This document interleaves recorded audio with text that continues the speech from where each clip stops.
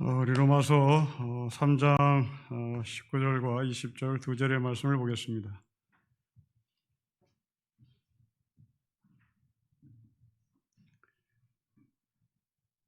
(3장 19절) 20절 말씀을 함께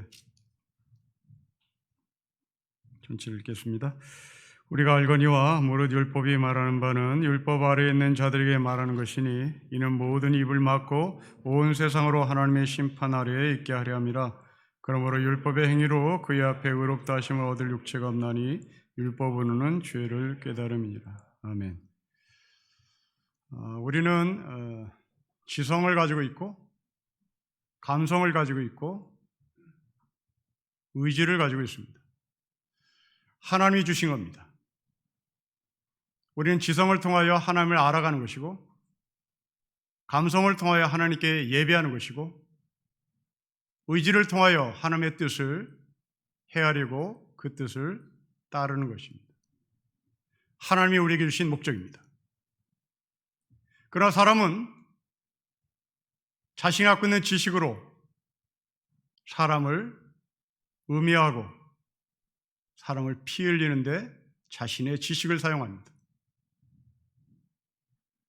사람은 하나님이 주신 감정을 통하여 사람에게 독을 퍼붓고 독사의 입에서 나오는 독을 통하여 공격합니다.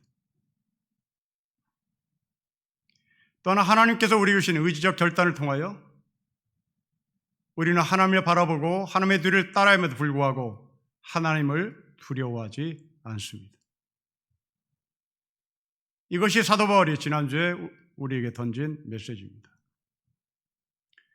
우리는 많이 배우면 그리고 똑똑하면 선한 생각을 할 것이라고 기대합니다. 참말을 할 것이라고 소망도 겁니다. 그리고 옳은 길을 걸어갈 것이라고 기대합니다. 그래서 우리는 공부하는 것이고 우리는 지식을 쌓아가는 겁니다. 좋은 지식, 좋은 감성, 좋은 의지적 결단, 그것은 좋은 길을 가기 위하며 옳은 말을 하기 위하며 옳은 길을 가기 위함입니다. 그러나 사람은 항상 그렇지 않은 것 같습니다. 서울대학교 법과대학에서 전설처럼 내려오는 한 이야기가 있습니다. 제 또래의 이야기입니다. 3월부터 법대 들어가서 공부를 했습니다. 입학생으로요. MT도 갔습니다. 시험도 치릅니다. 졸업사진도 찍었습니다. 동문회에 가입되었습니다. 동문회에 임원도 지냈습니다.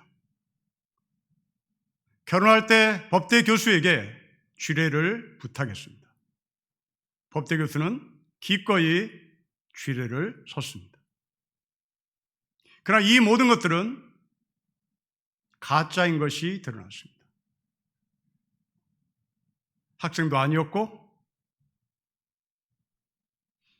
주례 부탁을 받은 교수는 충격을 받아 그 뒤로부터 절대 자신은 주례를 서지 않았다는 소문이 있습니다.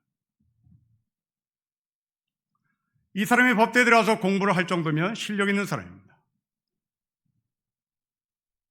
이 사람이 MT에 가고 동문회에 참석하고 동문회 임원이 되고 교수에게 주례를 부탁할 정도라면 사교술도 뛰어납니다. 인간관계도 넓습니다. 그러나 이 사람이 가짜인 것이 드러나 세상을 떠들썩하게 한 적이 있습니다. 하지만 이 사람은 훗날 또 한 번 대형 사고를 칩니다. 그 대형 사고가 미래저축은행의 사고입니다.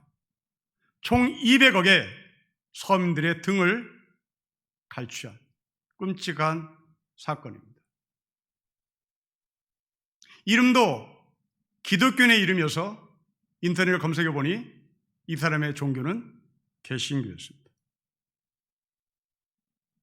머리가 좋고 감정도 풍부하고, 그러나 이 사람은 사람을 속이는데 빨랐고 서민들의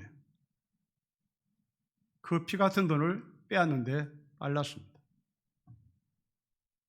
황우성은 어떻습니까? 황우성은 우리나라를 대상으로 사기를 친 사람이 아니라 세상을 대상으로 사기를 친 사람입니다. 하버드 대학에 생명공학을 연구하기 위하여 들어온 세계 수재들 앞에 제일 첫 시간, 생명공학을 위한 윤리 공부의 첫째 시간, 첫 케이스로 황우석을 등장시킨답니다. 너희들은 이 똑똑한 머리로 한국에 있는 황우석의 삶을 살아서 안 된다. 이것이 생명공학을 연구하러 온 하버드 대학생들이 첫 번째 시간에 듣는 강의입니다. 그 사람은 로비력이 뛰어났습니다. 그 사람은 생긴 것도 스마트합니다. 그 사람은 예의범절도 반듯하게 생겼습니다. 자신이 갖고 있는 지식, 자신이 갖고 있는 감성, 자신이 갖고 있는 그 결단력들을 세계를 대상으로 사기를 치는데 사용했습니다. 여러분들은 때마다 정해진 시간에 기도를 할 것입니다. 선한 사람이 되게 해주십시오. 감성이 풍부한 사람이 되게 해주십시오. 우유부단하지 않고 결정할 때 과감하게 결단할 수 있는 실력도 주십시오. 여러분의 기도의 제목일 것입니다. 그 기도는 훌륭합니다. 그 기도는 계속하십시오. 그 기도에서 어떤 누구가 시비를 걸지 않습니다. 그러나 조건이 있습니다. 이 모든 기도의 제목의 마지막은 하나님을 두려워할 줄 아는 것으로 기도의 끝을 맺어야 합니다. 하나님을 두려워하지 않는 감성, 하나님을 두려워하지 않는 지식, 하나님을 두려워하지 않는 의지적 결단은 아무 소용이 없습니다. 바울은 이 이야기를 이미 구약 시편에서 누누이 하고 있다고 지난주에 구약 시편의 예를 들며 우리에게 말씀을 전달했습니다. 시편은 다윗이, 시편은 솔로몬이 가장 많이 지은 시들입니다. 이스라엘 백성들 사이에 다윗과 솔로몬은 위대한 사람입니다.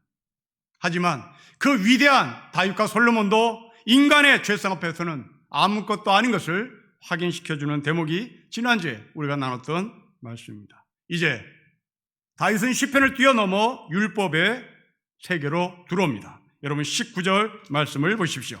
우리 19절의 말씀을 같이 읽겠습니다. 시작. 우리가 알거니와 무리 율법이 말하는 바는 율법 아래에 있는 자들에게 말하는 것이니 이는 모든 입을 막고 온 세상으로 하나님의 심판 아래에 있게 하려 함입니다.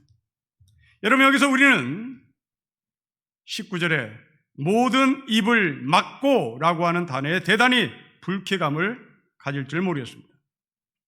그러나 이것은 독재자가 하는 말이 아니라 판사 앞에 끌려온 피고인이 아무 할 말이 없음이라는 말입니다. 법률적 용어입니다. 여러분들이 흔히 쓰는 빼박입니다. 지금 사도 바울은 로마서 1장부터 지금까지 내가 장황하게 설교한 이유, 설교의 목적을 한마디로 정리합니다. 그것은 첫째로 너희의 모든 입을 막게 하기 위함이다. 두 번째로 하나님의 심판 아래에 있게 함입니다. 하나님 앞에서 빼박이다. 하나님 앞에서 할 말 없습니다. 하나님 앞에서 입 다뭅니다. 이것이 내가 로마서 1장부터 지금까지 너에게 설교한 목적이라고 얘기합니다. 여러분 이것은 사실입니다.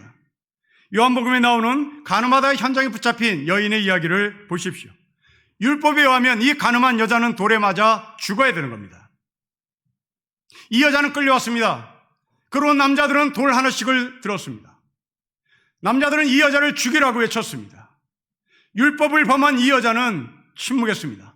이 율법을 범한 이 여자는 빼박이었습니다. 율법을 범한 이 여자는 입을 다물 수밖에 없었습니다. 그때 예수님께서 이 여자를 둘러싸고 있는 돌든 남자들에게 외쳤습니다. 여기에 죄 없는 자가 돌을 들어서 이 여자를 치라고 얘기합니다. 갑자기 흥분하고 돌을 던지겠다고 외쳤던 이 남자들이 갑자기 침묵 모드에 들어갑니다. 율법 앞에 입을 다물었던 여인, 그 여인의 발, 그 여인의 입술, 그 여인의 눈이 어떠한지를 상상해 보십시오. 율법 앞에 가늠한 여인입니다. 죽이겠다고 돌을 든 수많은 남자들을 이 여인을 포위하고 있습니다. 분명히 이 여인의 다리는 후들후들 떨렸을 것입니다. 분명히 이 여인의 입술은 부들부들 떨었을 것입니다. 그리고 한 남자를 지목했을 것입니다. 그 여인의 눈은 자기를 가늠한 한 남자를 향해서 쳐다봤을 겁니다. 그리고 입술을 열어서 네가 그랬잖아, 네가 나를 가늠했잖아 외치고 싶었을 것입니다. 이 말을 하고 싶어 입이 떨렸을 것이고, 이 말을 하고 싶어 한 남자를 지목했을 거, 이 말을 하고 싶어 다리가 후들후들 떨리고 있었을 것입니다. 이때 예수님은 이 중에 죄가 없는 자가 이 여인을 향해서 돌을 던져 치라고 말합니다. 순간 그렇게 외쳤던 남자들이 침묵 모드에 들어갑니다. 그렇게 외쳤던 남자들이 입을 다물게 됩니다. 오늘 입을 막음이란 바로 그 말입니다. 부자 청년의 여인은 어떻습니까? 예수님께 찾아온 이 부자 청년은 자화자찬을 내놓습니다. 나는 이것을 했습니다. 나는 저것을 했습니다. 나는 이 모든 것 다 했습니다. 그리고 나에게 원하는 거 다 말하세요. 나는 충분히 할 수 있습니다. 외쳤습니다. 그러자 예수님이 말씀합니다. 너의 모든 것들을 다 팔아 가난한 자에게, 너의 이웃에게 주라고 얘기합니다. 이 말을 듣는 순간 이 부자 청년은 입을 다뭅니다. 할 말이 없습니다. 자기의 전 재산을 팔아 이웃에게 나눠줄 용기와 결단은 없었습니다. 사회에 충격을 준 엠번방 사건이 터졌을 때 혹시 내 남자친구가, 혹시 내 아들이, 혹시 내 아버지가, 그리고 부들부들 떨었을 것입니다. 더 의심이 나는 사람은 조회까지도 해봤을지 모르겠습니다. 조회한 결과 내 아버지가, 내 남자친구가, 내 남편이 있는 것을 확인한 순간 빼박입니다. 할 말이 없습니다. 여러분, 우리는 남들보다 선할 수는 있습니다. 남들보다 의로운 삶을 살 수는 있습니다. 그러나 하나님은 우리에게 상대적인 선을 요구하지 않습니다. 상대적인 의를 요구하지 않습니다. 하나님 우리에게 절대적인 선을 요구합니다. 절대적인 의를 요구합니다. 우리는 그 앞에 서야 하는 겁니다. 여러분, 다시 한번 가늠하다 현장에 붙잡힌 여인의 이야기로 돌아가 보십시오. 요한복음 8장의 워딩입니다. 여기에서 죄 없는 자가 돌을 들어서 이 여인을 치라고 했을 때 갑자기 침묵 모드에 들어간 이 빼박이 된 남자들이 나이가 많은 순서대로 하나씩 하나씩 그 자리를 빠져나갔다고 성경은 기록합니다. 이것이 성경의 워딩입니다. 여러분, 물론 나이가 많은 사람부터 그 자리는 빠져나가지 않았을 것입니다. 요한의 의도적인 편집이었을 것입니다. 요한이 의도적으로 나이가 많은 사람 순서대로 그 자리를 빠져나갔다고 기록하며 우리에게 메시지를 전달할 것입니다. 나이 많은 사람부터 그 자리를 빠져나갔다는 메시지가 뭘까요? 나이가 많으면 죄가 많다는 얘기입니다. 나이가 많으면 간음도 많이 한 것이고, 나이가 많으면 나이가 적은 사람보다 더럽게 살았다는 것이 증명된단 말입니다. 그러나 이 모든 것들은 나이가 많은 사람이나 적은 사람이나 모두가 죄인이란 말입니다. 요한은 이 메시지를 전달하기 위하여 나이 많은 순서부터 그 자리를 빠져나갔다고 기록합니다. 나이가 적은 사람도 죄인이다. 나이가 많은 사람도 죄인이다. 일찍 그 자리를 떠난 사람도 죄인이다. 가장 늦게 떠난 사람도 죄인이라고 얘기합니다. 이런 우리에게 하나님은 말합니다. 나에게 너는 절대 선을 보여라. 나에게 너는 절대 정직을 보이라고 얘기합니다. 그렇지 않으면 이 율법 앞에 우리 모두는 다 빼박이 되는 겁니다. 사도 바울은 이 빼박의 모습을 20절에서 한마디로 요약합니다. 여러분 20절의 말씀을 같이 보겠습니다. 읽겠습니다. 시작. 그러므로 율법의 행위로 그의 앞에 의롭다 하심을 얻을 육체가 없나니 율법은 죄를 깨달음입니다. 의인 없습니다. 하나도 없습니다. 고유관료이건 노숙자건 상관없습니다. 그 사람이 반듯한 사람이건 반듯지 않은 사람이건 나이가 많은 사람이건 나이가 적은 사람이건 상관없습니다. 모두가 다 율법 앞에 의롭지 못합니다. 개신교는 간증이라는 프로그램을 교회에서 자주 갔습니다. 이 간증은 시간이 가면 갈수록 더 세지기 시작합니다. 정말 쓰리 같은 삶을 살았다가 내가 예수로 말미암아 변했다는 이 정말 짜릿한 간증들, 굉장히 임팩트가 강한 간증들을 우리가 듣기를 원하고 그 간증을 들으면 박수를 치며 하나님을 찬양합니다. 저는 이것을 보고 가끔 비아냥거립니다. 여러분, 왜 그런 간증을 듣고 박수를 칩니까? 왜 그 간증을 듣고 여러분들은 감동합니까? 나는 저 사람 축에 속하지 않으니까요. 나는 저 사람 축에 속하지 않으니까요. 그래서 나는 박수를 치는 겁니다. 나는 감동하는 겁니다. 나는 하나님을 찬양하는 겁니다. 그러나 기억해 보십시오. 이 자리에 와서 그렇게 용기를 내서 자기의 쓰레기 같은 삶이 바뀌었다는 것을 간증하는 사람보다 이런 것도 못하는 여러분들에게는 용기가 없는 겁니다. 똑같이 우리는 죄인인데 나는 저 사람보다 저런 삶을 살지 않아서 감사해 하며 그 사람을 통하여 자기는 스스로 위로를 받을 뿐인 겁니다. 전혀 박수를 치지 않습니다. 그게 나인 겁니다. 정도의 차이는 있으나 그게 나인 겁니다. 그래서 박수를 친다면 우리는 거기에 동의하는 겁니다. 그러나 그 사람을 변화시킨 하나님을 제3자 입장에서 쳐다본다면 여러분들은 비겁한 사람입니다. 여러분들은 용기가 없는 사람입니다. 일제강점기에 신학월보라는 잡지가 있었습니다. 그 잡지에 술 장사를 하다가 밥 장사로 바뀐 사람의 간증의 이야기가 기록되어 있습니다. 사람들은 이 글을 읽고 박수를 쳤습니다. 왜요? 나는 술 장사 안 했으니까요. 그러나 우리는 내가 술 장사를 했다라는 용기조차도 없어 이 자리에 간증하러 나오지 못하는 겁니다. 이러면서 이 간증은 오히려 우리를 점점 더 어둠 속으로 내 스스로를 가두는 역할을 할지도 모르겠습니다. 인도에서 태동한 자이나라는 교우가 있습니다. 석가모니가 설법을 할 때 같은 동시대에 살았던 사람입니다. 불교처럼 절대 살생을 해서는 안 된다는 것이 이들의 기본 교리입니다. 그래서 땅속에서 살고 있는 벌레를 잡아 죽일까 봐 이들은 농사를 짓지 않습니다. 이들은 땅속에서 나오는 마늘, 양파를 먹지 않습니다. 이들은 머리를 깎을 때, 이들은 수염을 깎을 때 절대 칼을 대지 않습니다. 칼을 댔다가 머리에 섞여 있는 이가 나한테 죽음을 당할까 봐 절대 칼 대고 머리를 깎지 않습니다. 머리를 깎거나 숨을 깎을 때는 뽑아버립니다.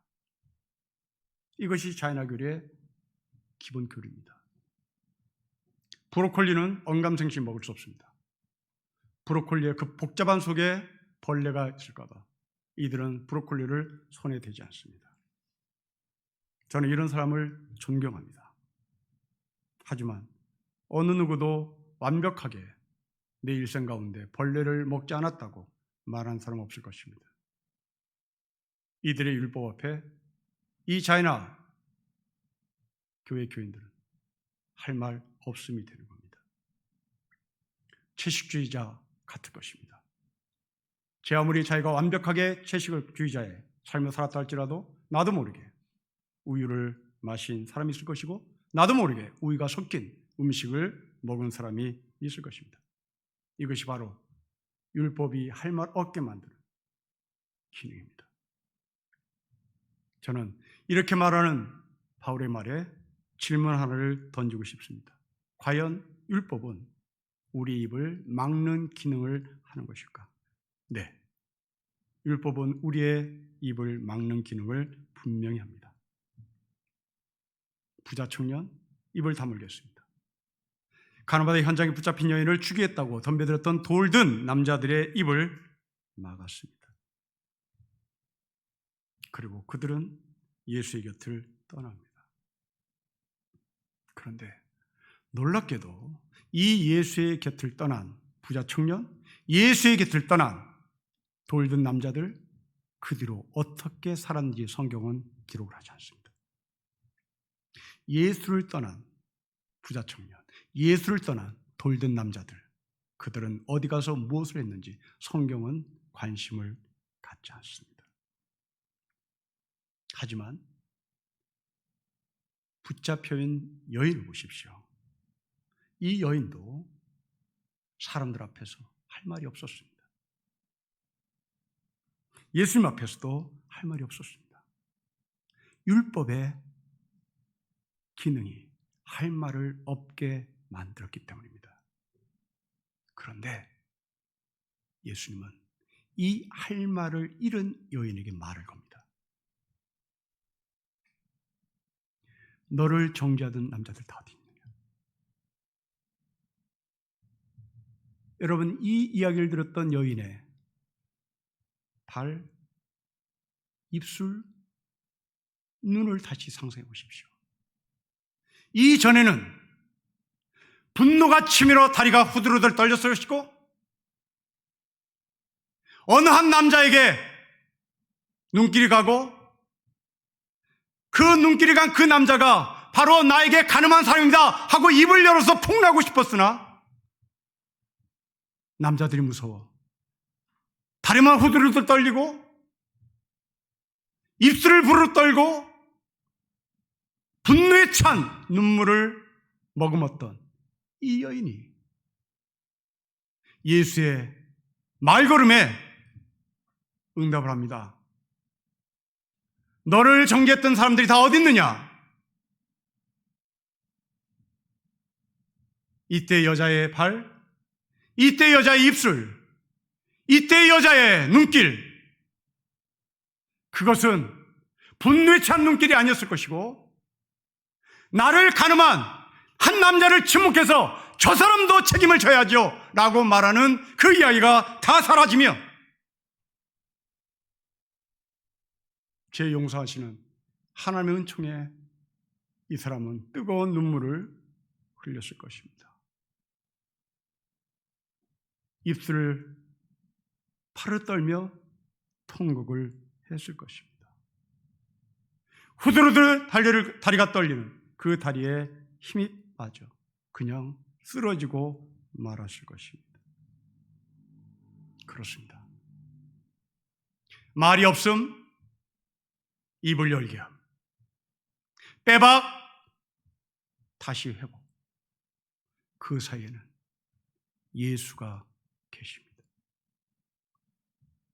예수가 없었던 부자 청년, 예수가 없었던 돌든 남자들, 그들은 할 말 없음으로 역사에서 사라집니다. 그러나 그 예수 앞에서 할 말 없음, 내 여자는 예수가 말을 걸며 이 여자의 입은 열리기 시작합니다. 여러분, 이것이 복음과 율법의 차이입니다. 만일 그 부자 청년이 그리고 돌든 남자들이 그 자리를 떠나지 않고 예수의 곁에 있었다면 이들도 입을 여는 사람이 되었을 것입니다. 바울을 보십시오. 바울이 예수를 만나기 전에 바울은 말이 없었던 사람입니다. 속으로만 꾹꾹 누르고 있었던 사람입니다. 그리고 자기를 대적한 사람 향해서 분노하고 율법을 어기는 자들을 향해서 죽이러 다녔던 사람입니다. 그런데 이 바울이 예수를 만납니다. 예수를 만난 바울이 속에서 눌렸던 것들이 용술처럼 튀어나옵니다. 튀어나오면서 고백하는 겁니다. 오라, 내 안에 또 나를 죽이는 내가 있다는 것을 고백합니다. 어찌할꼬 한탄합니다. 여러분, 그렇습니다.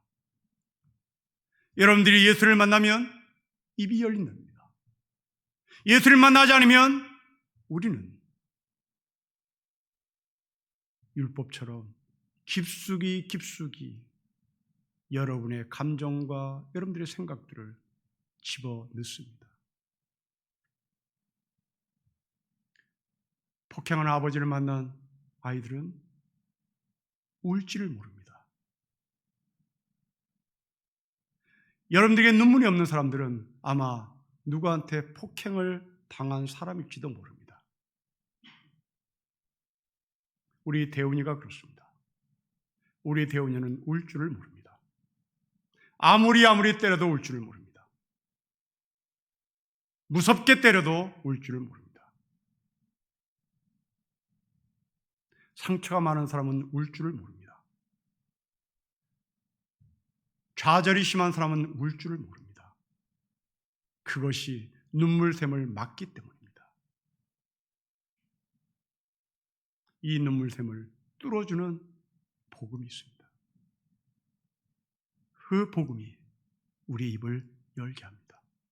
그 복음이 여인의 입에서 자기의 썩은 것들을 다 토악질하기 시작한 겁니다. 말이 없음 말을 하게 된, 이것의 차이는 율법이냐 복음이냐의 차이입니다. 아주 오래전에 저희 교회 사법고시 시험을 치는 형제가 하나 있었습니다. 마지막 시험으로 자기 스스로 결심하고 죽으라고 공부했습니다. 모의고사 성적 잘 나왔습니다. 주변의 친구들은 다 합격할 것이라고 모두가 다 신뢰했습니다. 시험을 보러 갔습니다. 결과가 나왔습니다. 떨어졌습니다. 1점 차이로 떨어졌습니다. 이 형제는 그날 소주 한 병을 들고 서울대 깊은 산골짜기로 들어갔습니다. 주일날 그 소식을 듣고 저는 그 형제에게 잘했다고. 만일 그 형제가 술을 마시지 않았다면 서울대 골짜기에서 무슨 사달이 날지 모릅니다. 술을 마셔서라도 토악질을 해야 합니다. 술을 마셔서도 울어야 되는 겁니다. 술을 마셔서라도 자기의 신세 한탄을 꺼역꺼역 해야 하는 겁니다. 그건 건강한 겁니다. 술도 마실 줄 모르면, 그리고 꺼역꺼역 울지도 못하면, 그리고 산골짜기에 들어가 버리면 변사체로 나타날 수 있을지 모릅니다. 이렇게 율법과 복음은 입을 여느냐 입을 닫느냐의 차이입니다. 시편 51편에서 하나님께서 우리에게 원하는 제사를 말합니다. 하나님께서 우리에게 원하는 제사는 애통하는 것입니다. 하나님께서 우리에게 원하는 제사는 우리의 속을 꾹꾹 누르는 것이 아닙니다. 그것을 드러내야 하는 겁니다. 이 사망의 몸에서 누가 나를 건져내랴? 복음을 만난 바울의 고백입니다. 여러분들이 예수를 만나기 전에 여러분들이 문제가 있으면 그 문제는 아마도 여러분 수양이 부족하고 아니면 종교심이 부족하고 그래서 기도도 열심히 하고 헌금도 열심히 하고 봉사도 열심히 합니다.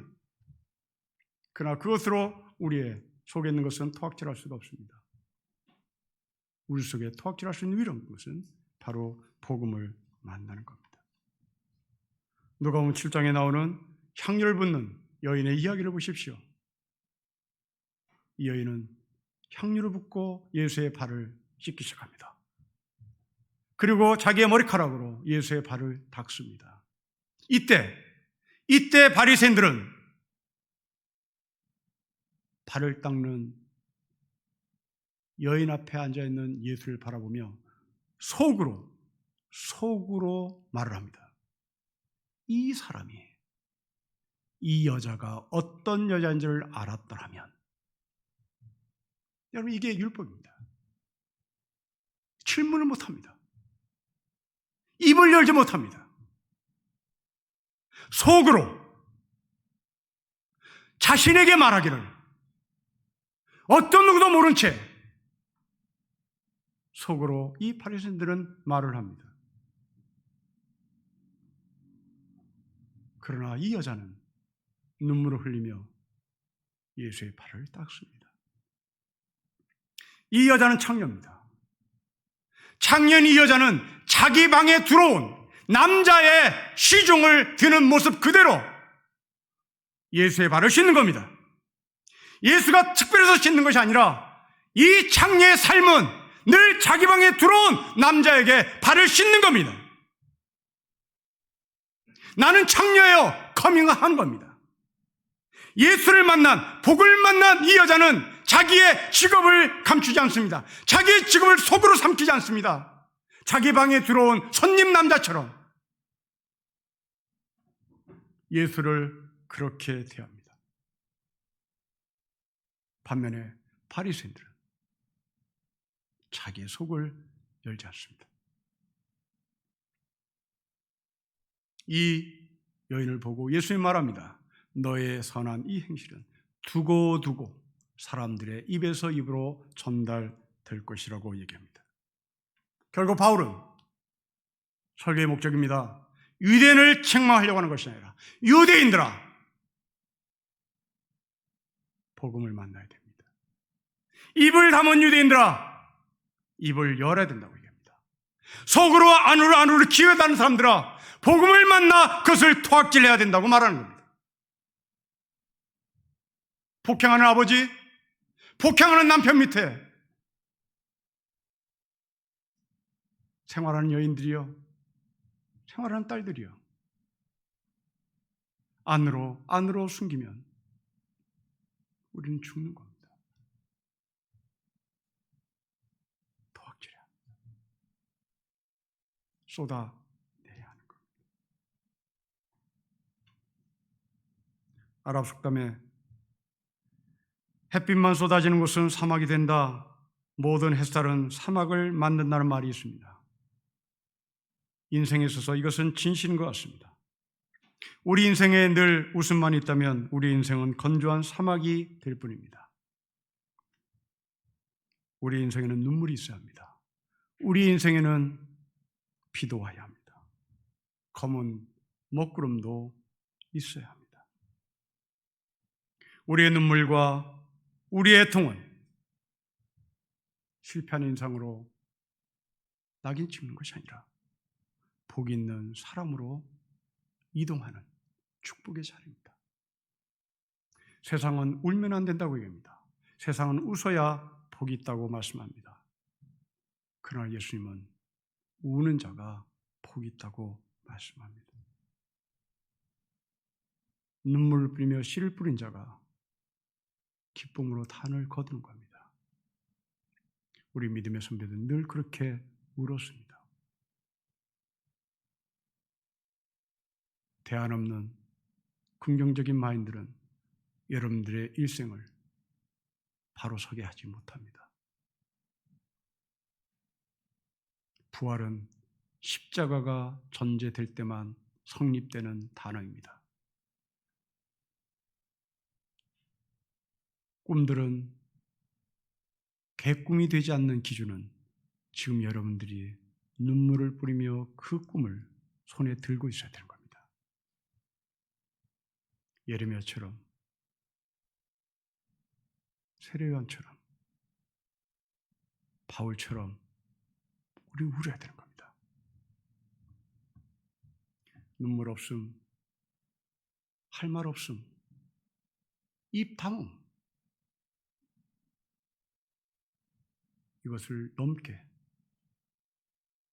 이것을 넘어 울게 하고 입을 열게 하고 토악질하게 하는 것은 바로 예수 때문입니다. 율법의 자리에서 복음의 자리로 넘어가는 복 있는 우리 청년들 되시기를 주의 이름으로 축복합니다. 기도하겠습니다. 하나님 아버지, 우리의 청년 공동체 안에 부모로부터 매를 맞은 아이,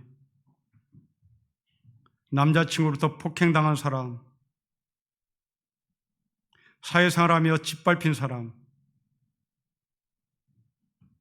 어디에서도 하소연 못해 끙끙 앓고 있는 사람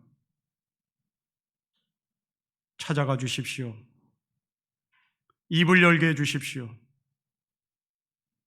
부들부들 떠는 입술, 증오에 찬 눈빛, 발로 차고 싶은 흔들리는 발,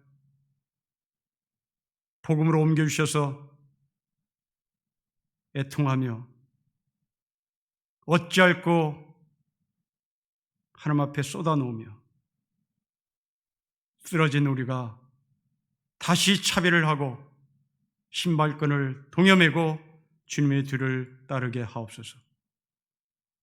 할 말 없음이 입을 여는 자리로 가게 해주십시오. 너무나 속이 아파 대인관계가 고통스럽습니다. 매맞음이 탄로날까 봐, 매맞음이 드러날까 봐 교양으로, 세상의 생각으로, 화려함으로 자기를 덧칠하고 있을지도 모르겠습니다. 하나님 아버지, 꺼역꺼역 우는 자리로 우리를 안내하시고 우리가 그들을 따르게 하셔서 애통하는 자에게 복을 내리시는 하나님의 은총의 자리에 우리 모두가 서게 하여 주십시오. 주 예수 그리스도의 이름으로 기도합니다. 아멘.